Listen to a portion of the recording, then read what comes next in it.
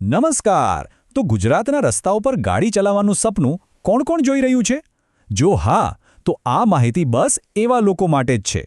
આજે આપણે driving licence મેળવવાની આખી પ્રોસેસને એકદમ સરળ રીતે સમજવાના છીએ. તો ચાલો આ રોમાંચક સફર શરૂ કરીએ. તો શું કોઈ તૈયાર છે સ્ટીયરિંગ વ્હીલ હાથમાં લેવા માટે અને રસ્તાઓ પર નીકળી પડવા માટે? ઘણા લોકોનું આ એક સપનું હોય છે. ચાલો આજે જાણીએ કે આ સપનાને હકીકતમાં કેવી રીતે બદલી શકાય. ડ્રાઇવિંગ લાયસન્સ મેળવવું એ ખાલી એક કાગળની કાર્યવાહી નથી એ તો આઝાદી તરફની એક મસ્ત મજાની સફર છે. ચાલો આ સફરના દરેક સ્ટેપને આપણે નજીકથી જોઈએ. જુઓ, આખી જે પ્રોસેસ છે ને એ બે મુખ્ય ભાગમાં વહેંચાયેલી છે. અને આ સફરનો સૌથી પહેલો અને સૌથી અગત્યનો પડાવ છે લર્નર્સ લાયસન્સ, જેને આપણે શોર્ટમાં LL પણ કહીએ છીએ. તો ચાલો હવે સૌથી પહેલા પડાવ પર ધ્યાન આપીએ. લર્નિંગ લાયસન્સ મેળવવા માટે શું શું કરવું પડે છે અને તેની પ્રોસેસ શું છે એ બધું જ ડિટેલમાં જાણીએ. સૌથી પહેલાં તો વાત કરીએ ઉંમરની. જો કોઈને ગિયર વગરનું બાઇક એટલે કે મોપેડ ચલાવવું હોય તો ઓછામાં ઓછી ઉંમર 16 વર્ષ હોવી જોઈએ. કાર કે ગિયરવાળા બાઇક માટે 18 વર્ષ અને ટ્રક, બસ જેવા મોટા કોમર્શિયલ વાહનો માટે 20 વર્ષની ઉંમર હોવી જરૂરી છે. આખી ઓનલાઈન અરજીની જે સફર છે એ શરૂ થાય છે આ સરકારી પોર્ટલ પરથી, sarthi.parivahan.gov.in. આ વેબસાઇટ ખાસ યાદ રાખી લેજો, કારણ કે મોટાભાગનું કામ અહીંથી જ થવાનું છે. આ પ્રોસેસ હવે બહુ જ સહેલી અને ડિજિટલ થઈ ગઈ છે.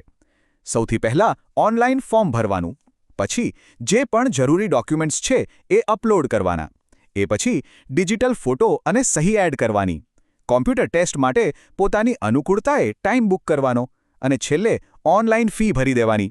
બસ આટલું સિમ્પલ છે. સારું, તો એકવાર લર્નિંગ લાયસન્સ હાથમાં આવી ગયું એટલે સમજવાનું કે સફરનો બીજો અને છેલ્લો તબક્કો શરૂ થયો, એટલે કે પાક્કું પરમનન્ટ ડ્રાઇવિંગ લાયસન્સ મેળવવાનો. ચાલો જોઈએ કે એમાં શું કરવાનું હોય છે. પાકા લાયસન્સની પ્રોસેસ પણ ઓનલાઈન જ શરૂ થાય છે. પરિવહન પોર્ટલ પર અરજી કરવાની, ફોર્મ ભરવાનું અને ફી ચૂકવવાની. પણ આમાં સૌથી અગત્યનું સ્ટેપ છે સ્થાનિક RTO એટલે કે રિજનલ ટ્રાન્સપોર્ટ ઓફિસમાં જઈને ડ્રાઇવિંગ ટેસ્ટ આપવાનો. આ ટેસ્ટ પાસ કરો પછી જ પાક્કું લાયસન્સ મળે. હવે જુઓ, કોઈ પણ સફર પર જઈએ એ પહેલાં જરૂરી સામાન તો પેક કરવો જ પડે ખરું ને? બસ એ જ રીતે લાયસન્સની આ પ્રોસેસ માટે કયા ડોક્યુમેન્ટ્સ અને કેટલી ફી જોઈશે એની ટૂલ કિટ પહેલેથી જ તૈયાર રાખવી પડે. તો ચાલો ચેકલિસ્ટ પર એક નજર કરી લઈએ. ઓળખ અને સરનામાનો પુરાવો, જેના માટે આધાર કાર્ડ સૌથી બેસ્ટ છે. પછી જે લર્નિંગ લાયસન્સ મળ્યું છે એ, એક પાસપોર્ટ સાઇઝનો ફોટો અને ભરેલું ફોર્મ નંબર 4. બસ આટલા ડોક્યુમેન્ટ્સ રેડી રાખવાના. હવે વાત કરીએ ખર્ચની. આ ચાર્ટમાં તમે જોઈ શકો છો ફીનું સ્ટ્રક્ચર એકદમ સિમ્પલ છે.